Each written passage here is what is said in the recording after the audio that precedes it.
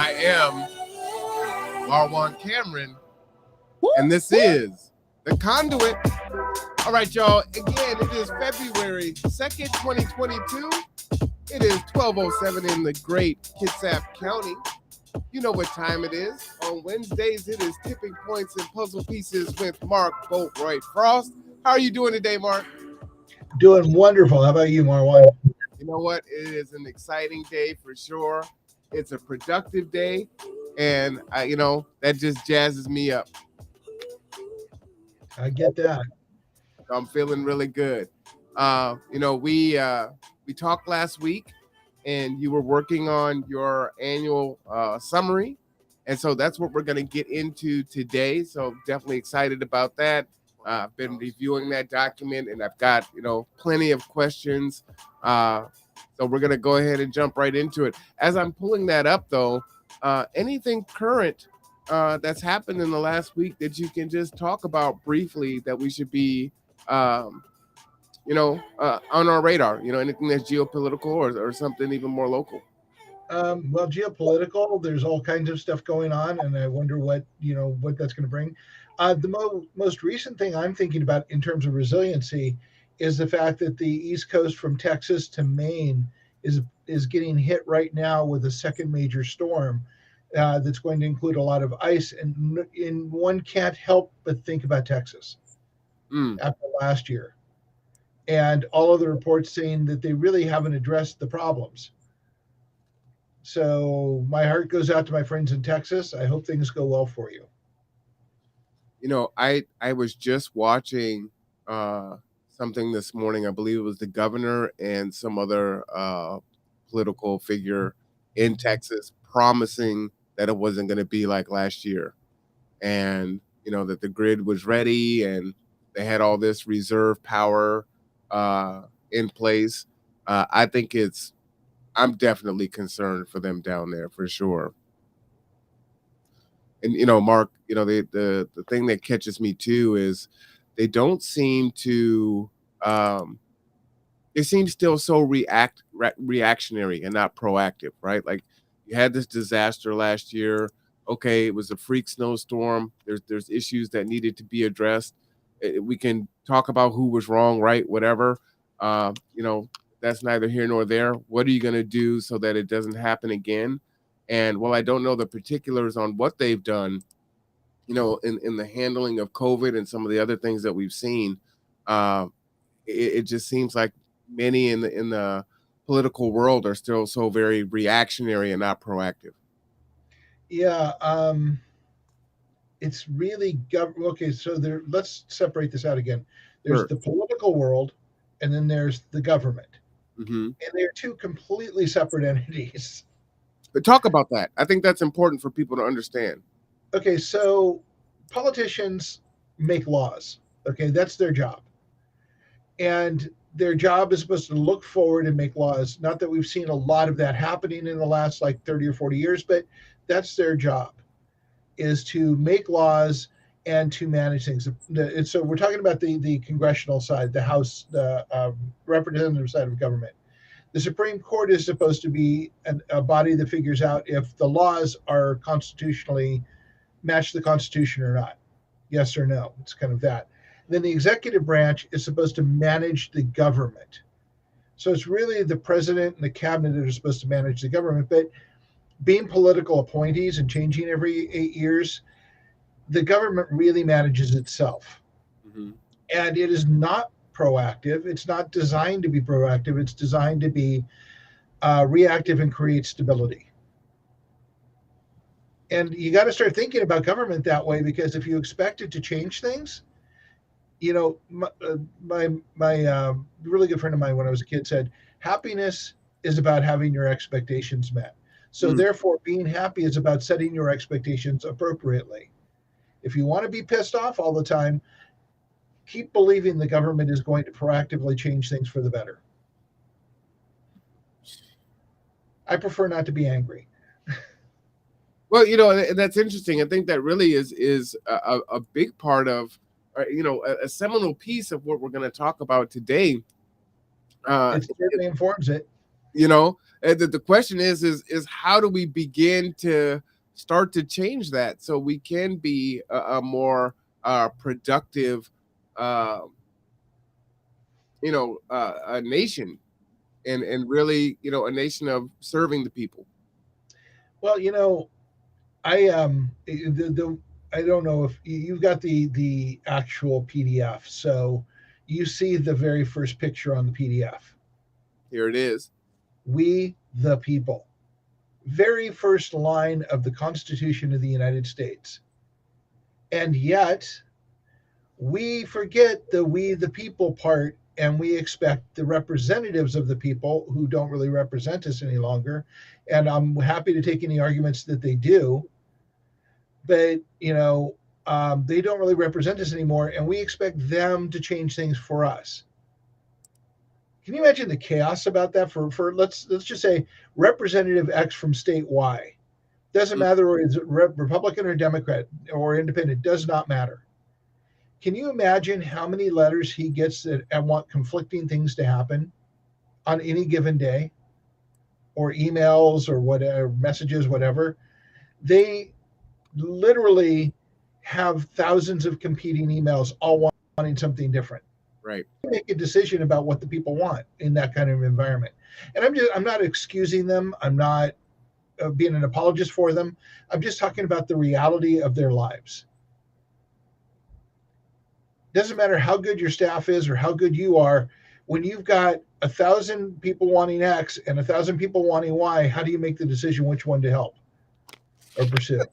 That brings up a question. And when I'm working with my group, when I'm working with students, or my when instructors are working with me and I'm the student, we'll have this period of brainstorming, right? And they'll say there's no stupid idea, no stupid question. And listening to you speak, we are the most advanced in history. We're the most powerful, the richest nation in the history of mankind.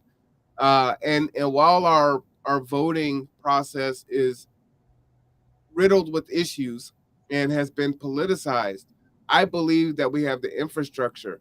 If we're gonna change this, wouldn't it be a good idea, or would it be something to consider, that we don't just vote for the president of the United States in mass, but we vote for everything in mass? I mean, people can vote for anything right now. Your favorite team or your favorite color, what new M&M you want in the bag. There's infrastructures that are set for that, and so to get it to the people and not the lobbyists, put it back in the hands of each individual, give everyone a vote and say, hey, this is what we want to do in regards to this aspect of climate change, and let everyone vote and then go forward from that. What's your thoughts on that? Is that crazy? No, it's something I would like to see happen. The problem with that, and okay, I don't mean to say the problem with that, but there's a problem with that. No, okay, this just popped into my head. So No, and so, okay, wow, I really wasn't going to get into electoral politics here, but let's talk about it a little bit, because understanding how it works is important. We yes. have we have a two-party system. This is how it breaks down, and the numbers are rough. Don't hold me to them. The Democrats right now represent about somewhere between 28 and 29% of registered voters. Republicans somewhere between 24 and 26. All other registered voters are independent or do not identify with the party. All others. So we're talking 40 some odd percent. I think it was 46% last I looked, of voters in this country do not identify with Republican or Democrat. Yet all of the decisions about who we get to vote for, what we get to vote for, are given to us by the two parties. So we can't vote for what we want to vote for until we do something about the party system. And I don't know what that looks like. Please trust me. I'm not saying we need to throw them all out, but some of me says that I'd like to throw them all out and start from scratch. But when 46% of the people aren't being represented by either of the two parties that are in charge of everything, we have a problem. No, no, absolutely. But I just wonder sometimes if we make the solution more difficult than it needs to be, and sometimes you need to try something and see if it works. And if it doesn't, modify it and then chuck it out. But to When me, we receive new information, we need to do things differently based on the new information. Except as a people, we don't do that. right. And so what I'm saying is we're probably not going to dismantle parties immediately. It might be easier to implement a situation where everyone can vote, one time. There's some kind of checks and balances that allows that to happen. They already do that now. Like you got March Madness. I mean, there's all kinds of examples of where this is already happening. And then, the issue would be, to me, it would be more equitable. Every state, like even here in Agree? Washington, we have plenty of red counties, right? And that would be more representative of the individuals that live where they live, and they can actually have their voices heard. And that will disaggregate some of the power structure of just either being a Democrat or Republican options that are put forth by the lobbyists. Not to say that lobbying wouldn't go away; it would still exist, but it would decrease. I would believe significantly. Not a perfect system, but a more perfect. And I'm for anything. I am for anything that gets the people to have more voice. You were mentioning earlier that we already have a framework in this country that is for the people. The problem is that we've allowed the political side of the house to take control of how that is, and equitable isn't in their interest. Mm. Okay. Um, Having the people have a voice isn't in their best interest, as we've seen by how they represent us, because they are supposed to be representing the people. But we don't really have true representation anymore. We have special interests on top of special interests. And I think it's more complex. And I would definitely like to spend a session getting into this with you, Yeah, because it's an interesting discussion. For the benefit of what we're talking about today, let's just say that our system doesn't represent us. It doesn't put things in place that we need to put in place, and it's up to us, we the people, to come together as was envisioned in the Constitution of the United States, and bring pressure to bear to change the systems that do not support us. If we start with that premise, then we can have a discussion about what the year-end update's about. got you. All right, so let's jump into this year-end update. This is on the Facebook page now. Is that correct? And on the website? There's a link to it on the Facebook page. There is definitely a link on our website. It is also on Medium. So if you go to Medium and look up my name, you will find articles written by me, and I have posted the year-end update there. So there's a lot of places that you can get access to this document. I've put the RESECO website down in the chat for you. And as you can see here, this is the year-end update. Oops, my mouse is a little sensitive. And nice table of contents here. Goes over the projects, just kind of skipping down, the innovation for all. We'll touch on some of these things: food for all, power for all. I know you've added some more: health for all, education, economy for all, which is awesome. So I enjoy seeing that there. Um, and so we're going to just kind of get into it here. You can see the leadership here, and as it's set, and this summary. I don't know if you have it open on your end or not. I do, as a matter of fact. Do you want to just kind of just go over the quick summary to go ahead and frame our discussion, and then I'll start asking questions? Yeah, first of all, this seems like a lot in this document. I understand that, so I put in an introductory piece that states that while we've had many pieces of the puzzle, and again, I want to reiterate that our visualization of how we look at this project is as a jigsaw puzzle, except we don't know what the picture is. So we have spent several years putting the edges around the side. Now, the reason that we put this summary together and there's so much in it is because we've known a lot of the pieces of the puzzle that fit in the edges, but this year, a lot of them became far more clear. And maybe we found the courage to start saying what actually needs to be addressed. And when you think about the fact that this is a human driven project, And it's driven by people talking to each other and putting politics, religion, all divisive issues aside, and talking about what's important to you as a human being, what's important to your family, and keeping the focus on those things. Maybe we can find pieces of the puzzle that we can add that would give us a more human centric future. So we have core questions that everybody asks us, like, why is this necessary? So, but even before I get to that question, I'm going to ask you a question, Marwan, Sure. because I did watching a video the other day. I found a tool called Google Trends, Hmm.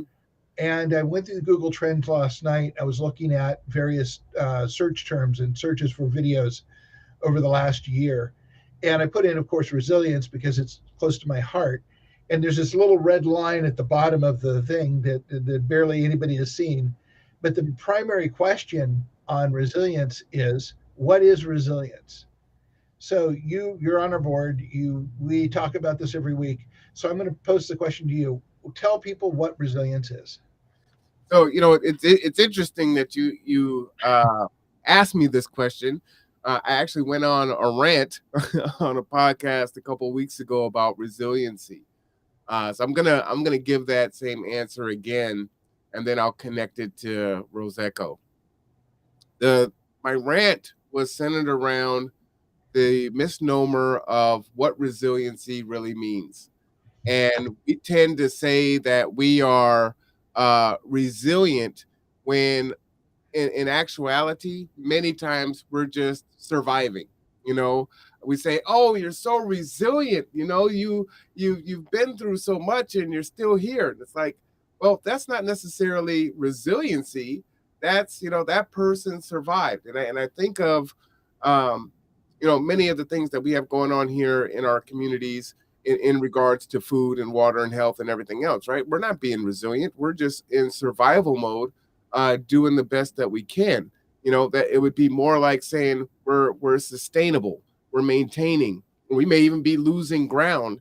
And so resiliency gets used in a way where, well, what's beyond resiliency, and what should anyone shoot toward beyond that if you're telling them they're already resilient when they're not really being resilient.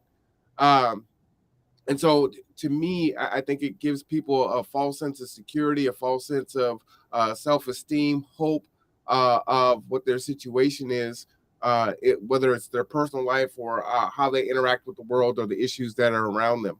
So for me, resiliency is going past survival mode, going past, sustainability, going past, we made it another day, and that was enough, right? Well, there are going to be days where it's, look, I got up today. I'm here another day. I'm not 100%, right? That's not resiliency. That's survival, and that's good. Survival is important. Sustaining that is, and stabilization is important so that you can begin to work on being resilient.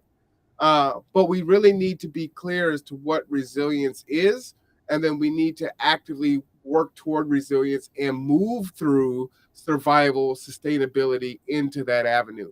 And so the way that I would connect that is, it doesn't matter whether it's something that I'm going through as an individual, as I suffer through poverty or childhood adverse childhood experiences, whatever those things are. I need to move through that scale, moving into resilience. I need to define what that is, have some goals, have an idea of what that looks like tangibly, and then build that scaffolding to get myself there or get my community there. So that is my answer. Okay, and then I'm going to throw one more question at you. An add-on question is, can you Sure. do it alone? No, absolutely not. And I was just having this conversation with someone the other day.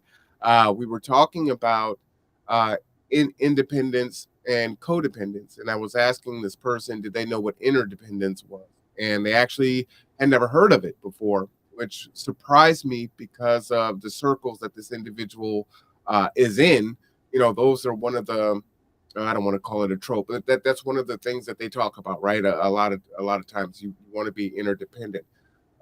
You cannot do it by yourself. None of us are independent. These huge corporations and companies are not independent, right? They get tax breaks and tax credits and all kinds of bennies and whatnot. You think about Walmart, who's multi-billion-dollar business, but then their workers are on SNAP benefits, right? So they're not independent. They're very much codependent on the government. Interdependence is working together for mutual benefit, right? So we're going to thrive together to better. We're going to thrive better together than we would alone. But I'm not just so dependent on you that I can't function without you. We're going to use our knowledge, skills, and abilities. We're going to merge those synergies so that we can ascertain resiliency. So that is how I will answer that. Excellent. So that is the most asked question, according to Google Trends, when dealing with resilience. People want to know, what is it? Mm-hmm. Now, it's interesting that considering how few views it gets compared to other things, and I will point out that survival gets exponentially more looks than resilience does. Exponentially. The chart, it was actually amazing. I looked at resilience, sustainability, survival, and I can't remember the other two things I looked at, but you could compare them in a graph in a line chart, and survival was looked at 100 times more than sustainability was. And without looking at that data, I would assume that that's because many of us are in survival mode, whether it's our health, whether it's our housing security or insecurity, if you will, our food insecurity, job insecurity, wage insecurity. The list goes on and on. We're in survival mode in so many aspects of our lives that there's no point to look at resiliency. We're still trying to we're treading water. If we stop, we drown. Yeah, we talk about survival and we talk about poverty. Yeah. But I'm, as you know, I'm in the process of rewriting the webpage, or adding a section to the webpage for the Innovation for All. And one of the things I was looking at was shelter. And I've been reading an enormous amount of documents on shelter and on positives for shelter. And I read an article this morning, that didn't shock me, but it made me sit back a little bit and think. It said that people who are making six figures are living paycheck to paycheck, and we're talking about percentiles in the 40 to 50 percentile. Yeah. Oh yeah. People who are making six figures in this country are living paycheck to paycheck. A recent study came out, I think 2018 study came out, saying that people, and it was over 50% of the people in this country who work, could not handle a $400 emergency situation without selling something or taking out a loan. Think about that. 50% of our country, 150 million people. We and I don't even know what the numbers are anymore, because I haven't seen them produced and or covered by the media in however long. But we used to hiccup at 4% unemployment. Mm-hmm. It's just not 4% anymore.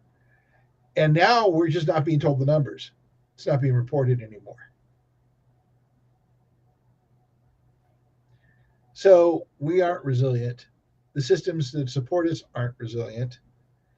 And we need to talk about how to get them resilient. So I think we covered the first question on the core questions, which is, why is this necessary? Mm-hmm. We aren't resilient. If we can't survive a $400 emergency situation, we aren't resilient. Because how many emergency situations do you know that stop at $400? It just off the top of my head, car repair, health, something breaks in the house. It may not be an emergency, but it may be a requirement for your child. I mean, yeah, $400 comes pretty quick. Yep. We just did an auto repair on one of our vans, and it was $1,000. So yeah, 2.5 times. That you don't have 400, you need $1,000. Okay. Yeah.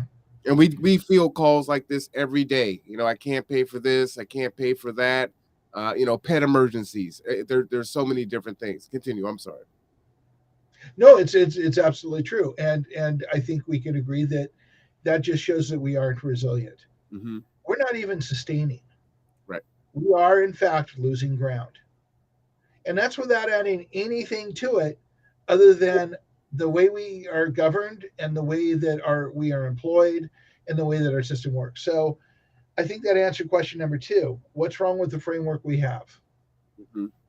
So here's a question that I came up with today while writing the page on shelter. I said, have you ever asked yourself, and this is for the entire audience, have you ever asked yourself when we got to the point where human beings didn't matter? And the framing for this question is we make money. Our culture and our cultural framework, current cultural framework, makes money on things people need to survive. Let's talk about the top three of those: water, food, shelter. Without those, we're pretty much toast. Okay, so we look at homelessness. We want it to go away.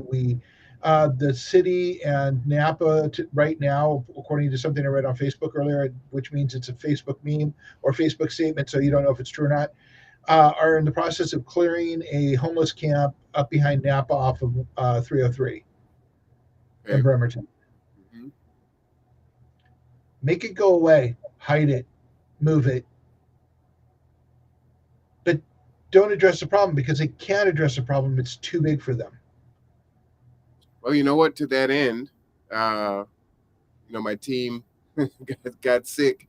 They all got the bug a couple weeks ago, so I had to come off the bench and get in there and pick up the slack. And while I was there on the weekend, and I was like, oh, over in front of the weld shop, caddy corner from our building or right across sideways, like 10 folks that are homeless, tents and whatnot. Across the street, in front of the parking garage, there's one person that's in the alcove on the outside. There was someone right outside C Film, and then on the side of our building where Allstate is, on the far end of us, were three or four more people, and they were there both on Saturday and Sunday. And then all of a sudden, I said, you know what? Let me just drive downtown last night and just see if these people are there. And they weren't.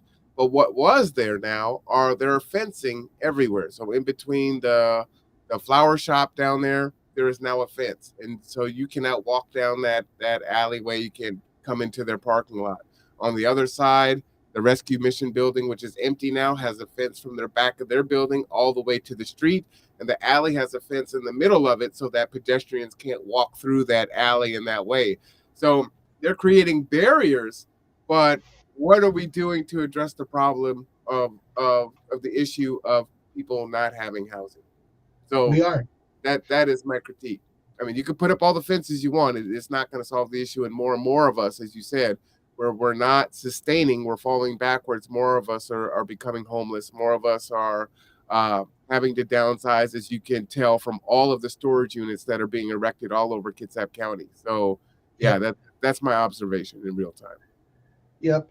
So here's what I actually wrote. Have you ever asked the question, how is it we, as a people, have let the core necessities of our life become the basis of profit for a few? Hmm. How is that? How is it that we've done that? If you've never answered the question, it is a question we ask ourselves every day at Resilient Ecosystems. It is not a pointless question. It is a question that can open the door to understanding where our cultural framework went wrong.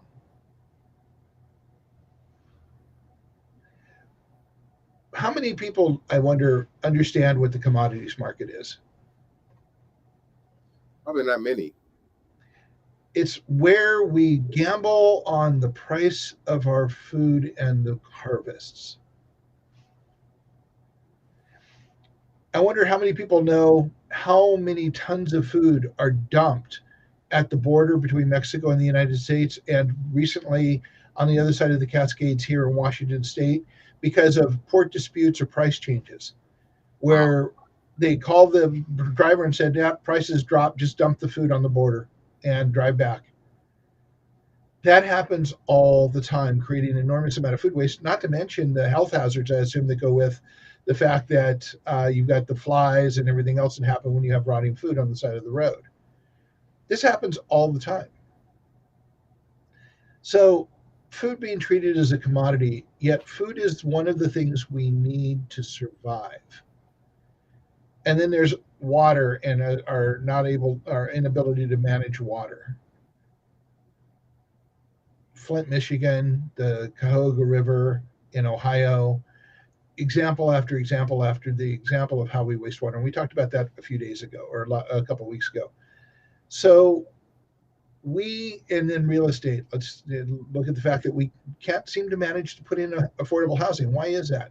It's a simple math equation.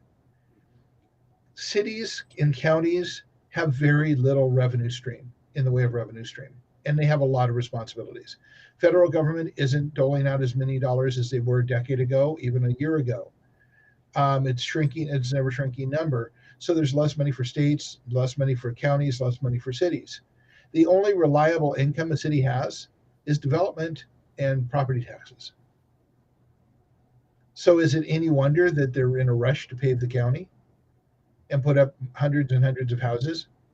We say we need more houses, yet there are hundreds of houses from the mortgage debacle still owned by the bank. Right. We are unwilling to do things that are not politically expedient. And the only way to change that is for people to come together and help our representative government decide to do better things. You posed the question earlier is how do we get here? And I believe the answer is you have this structure that is set, and then it is dangled as a carrot in front of the American people as something to achieve, right? The American dream. So you too can be, Bill Gates or whoever, and maybe not that, but the next rung down, and you can have, live this life of excess and insecurity financially, and so that's what everyone is shooting toward, and then we're bombarded from a social media perspective, and culturally that's what we value, right? The accumulation of things, and you want to monetize That's and what we've been taught to value. yeah, and build profit off of things that shouldn't be uh profitable. But if we talk to each other and we actually realize what is likely to give us security and a better life and resilience, you realize it's not that.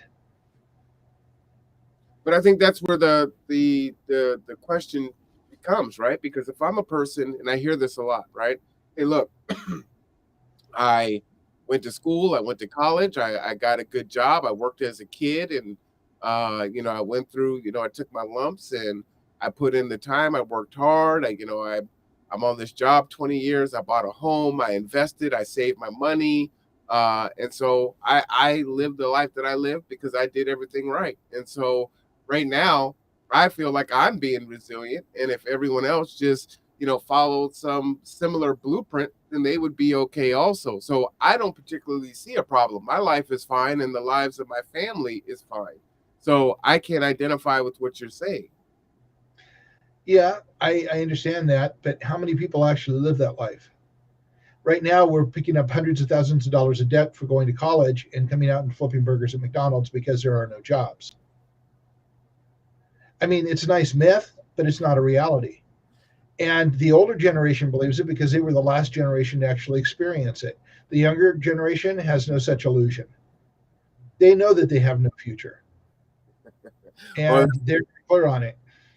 Well, that's the thing about as you age, right? You want to hang on as long as you can. Our politicians are quite old, and it's definitely time for them to step down and let new, fresh ideas come in.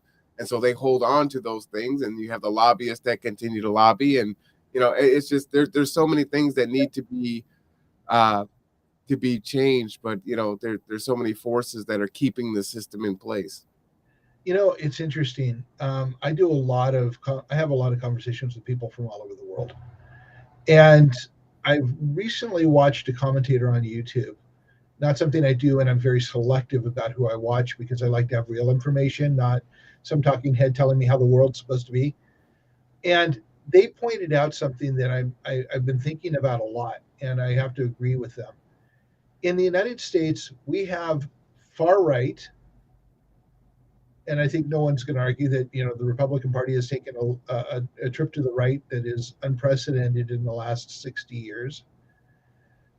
And we have the middle and middle right. We don't really truly have a left in this country in the political sense of the word. Um, every industrial country in this world has universal health care. Everyone has universal health care except the United States. The richest country in the world, as you pointed out,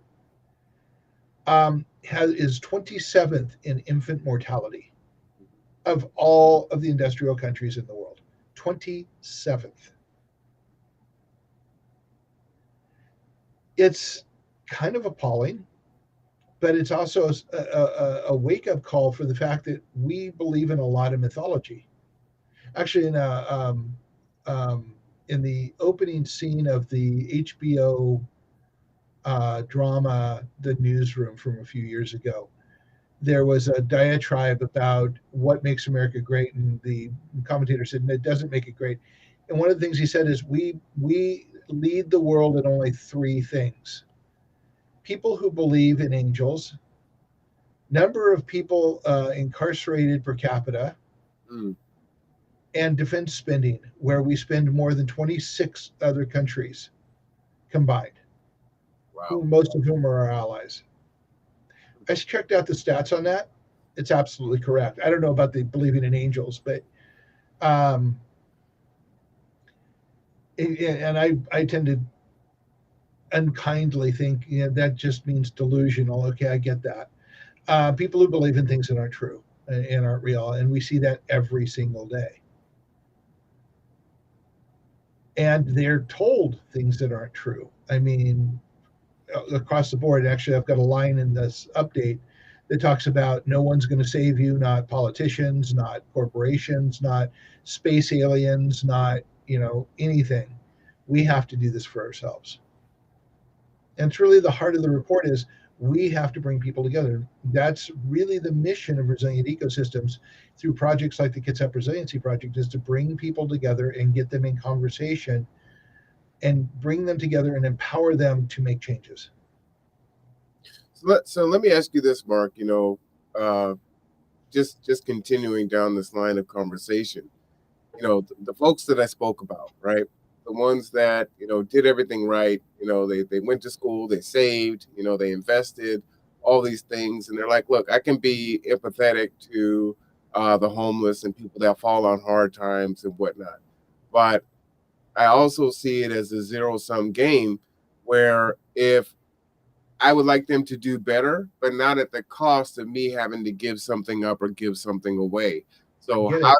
how do we how do we how do we appeal to those folks? Because those are the folks that are making the decisions, right? At this point in time, how do we appeal to them, whether it's a zero sum game or not? That ultimately it's in their best interest, because things like climate change isn't doing that, right? Because that does affect them. Yep. So the water, the food, it all either indirectly or really directly affects them, and then they don't see it, right? But if you look at it as a zero sum game, what am I going to have to give up here? Do I give up my vacation home? Do I have to downsize to a smaller home? Do I need to take a pay cut? I don't want to do any of those things. I work damn hard. So, what's the answer there? What's your thoughts? Well, the answer is a question. All of Mm, those things that you talked about, hmm what do I have to give up? That's a direct pointer to insecurity. hmm So let's talk about it. I mean, I recently had somebody come back at me who was one of the people I let pre-read the update, and they said, you don't talk about the people being greedy. You don't talk about them. All the negative things we think about the 1%, the 10%. And I had to stop and think about that, and I don't. And I did that very much on purpose. I don't tend to slap labels on people because I find labels to be a little daunting. We put ourselves in these silos, we put other people in these silos, and none of it is true, because when you actually get to know the situation or learn more information, you have to change the way you think. It's amazing how often we try and stop ourselves from learning more information or learning new information. But going back to the insecurity, and I'm going to tie this straight back. The more people have, the less they want to give. That's just, we all know this. When corporations and rich people give, it's a fraction of the amount that they could give, and it's usually marketed really well to make them look really good, but it doesn't do a whole lot to fix the problems. Now, there's two arguments I have here. One is, first of all, you have to not argument, but an understanding. You have to think of these people as broken, not greedy, not evil. You have to think of them as broken because they are so afraid of not having enough that it's never enough. It will never be enough. They acquire because they don't have a core belief that they can do what they need to do, that they are who they are. And especially if they're born into it, they have had no trials or things to overcome to give them the security to know that they are okay. Their bonds with their parents, their bonds with their family, their bonds with society are broken.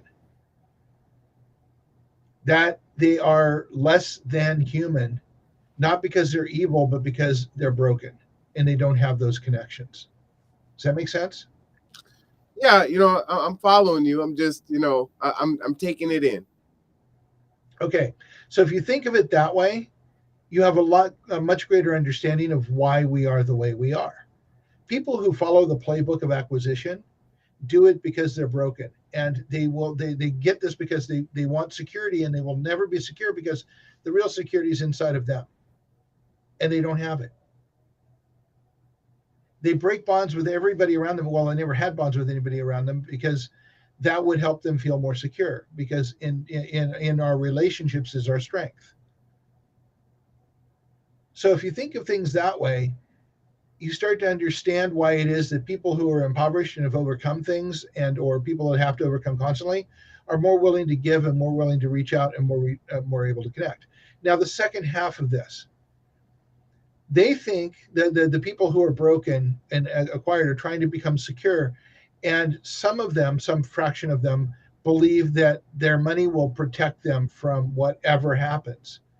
They also are all thinking about this because they have broken bonds. They are all thinking that it's only them. They don't think about the other people doing it. They don't think about the long-term consequences because they can't see beyond their need for security. Okay. And all of their followers and people who are gaining money from them are all on that same track. Okay. So if you think of things like that, you realize that they don't get that when it collapses, and it's going to, they're going to go down with the rest of us. Climate change doesn't care about their wealth. It doesn't care about their bunker in Utah. It doesn't care about their Cayman Island resort that they are going to retreat to. So let's paint a picture. I'm just going to play a scenario out. Go ahead. You're rich guy X. Things are looking bad, so you go to your the missile silo you purchased in Utah or wherever, Kansas, whatever, and you go and live in your silo with all of your food and your retinue that comes with you and everything, and it really hits the fan, and there is no more market. You're not getting any more money because it hit the fan and people can't buy anything, and the manufacturing plants are closed down because the people are hurting so bad, and it's like, a horrible time.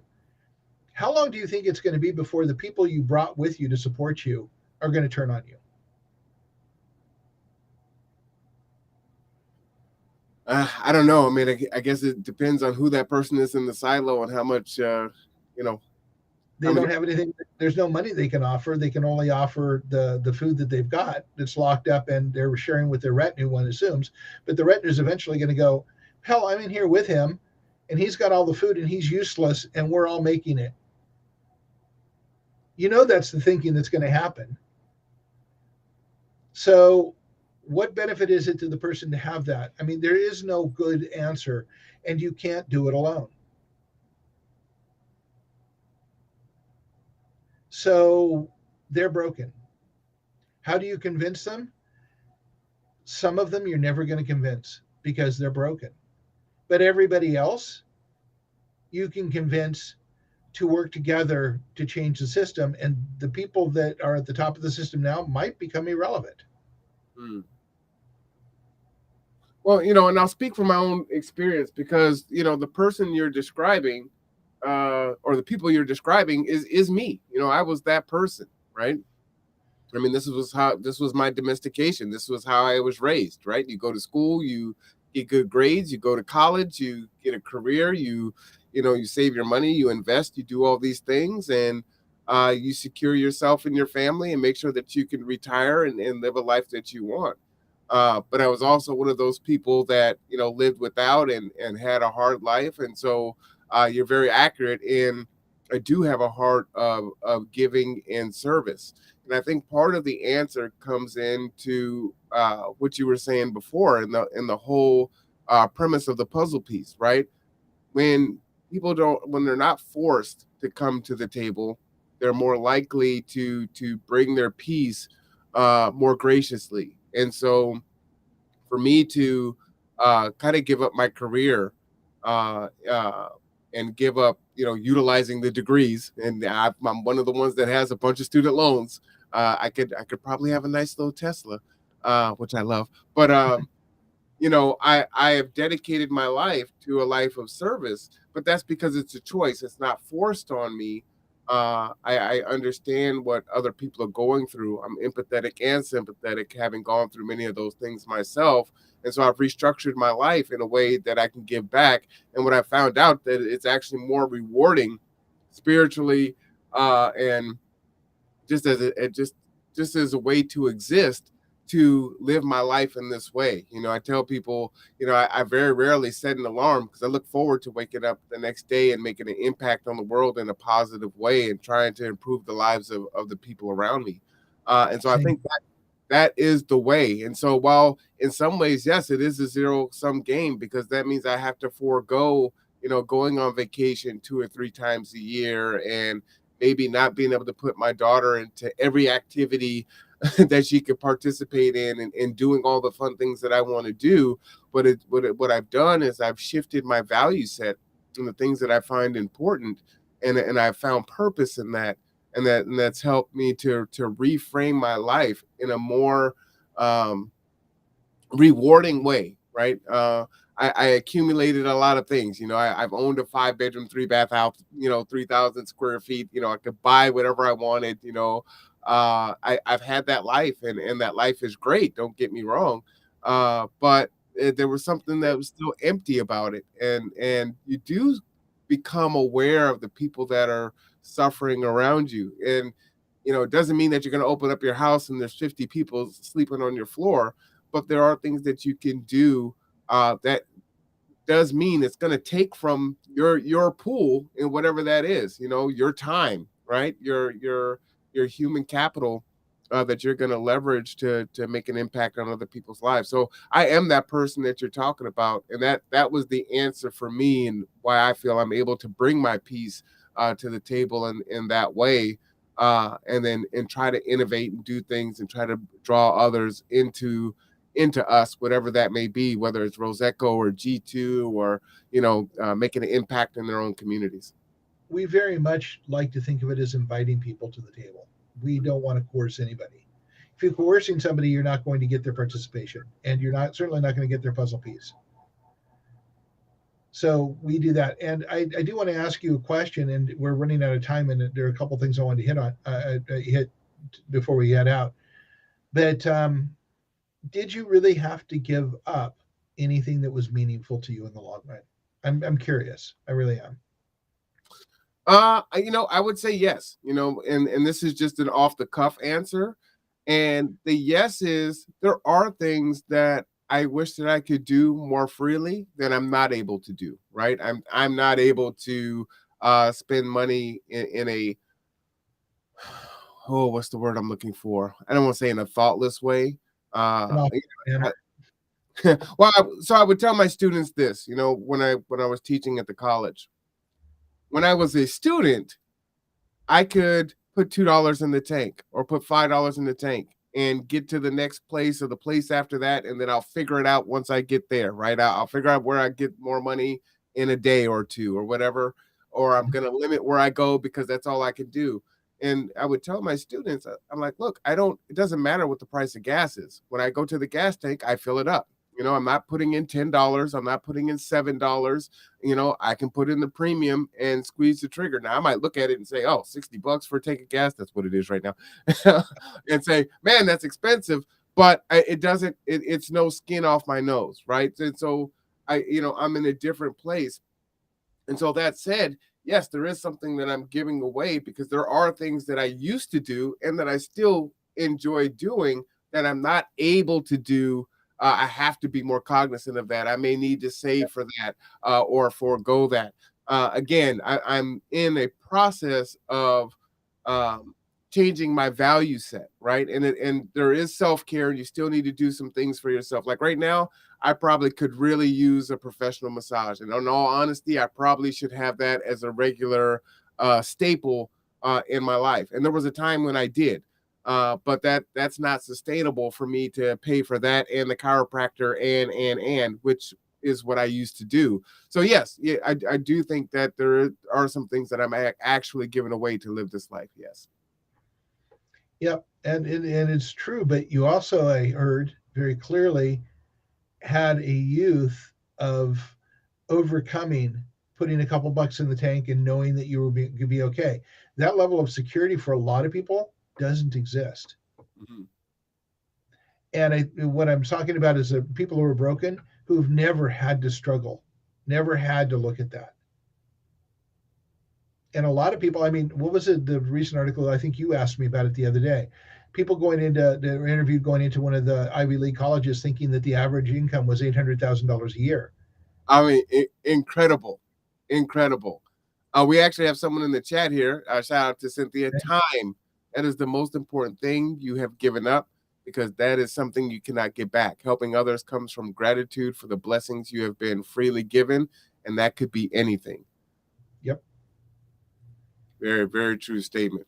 And it really is for me. It's been this slow, and this is an ongoing process. I have not arrived at the end. I think this is going to be a journey until I'm on the other side and seeing what's next. But I said that the other day is life is a journey and it doesn't end in this iteration until your toes are up. Yeah, so I'm constantly trying to improve myself from a professional and a personal standpoint.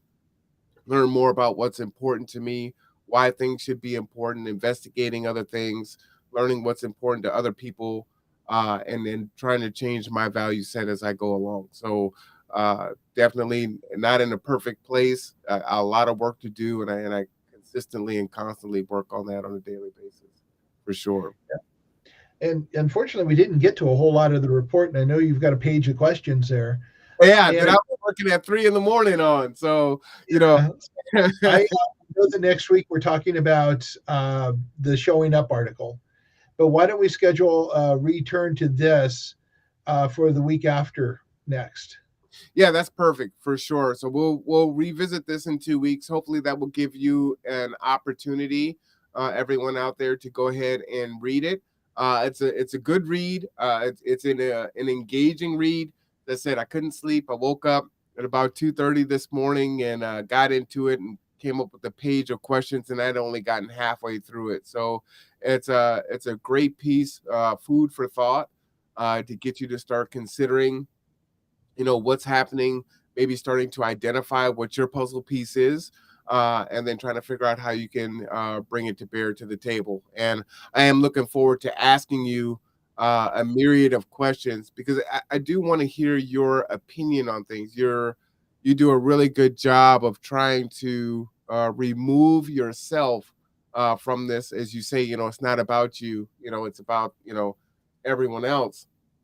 But there are some questions in that regard, and I enjoy the discussions with you on the nuances of government and politics, because that's something, again, for me growing up, I didn't care about that.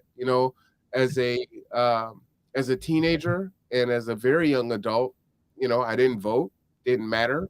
I had no vested interest in that. I had this idea that, it didn't really matter what you did. The game is rigged. And I hear that from a lot of adults, from people that are older than me, my same age and younger. And so I'm just out here living my life.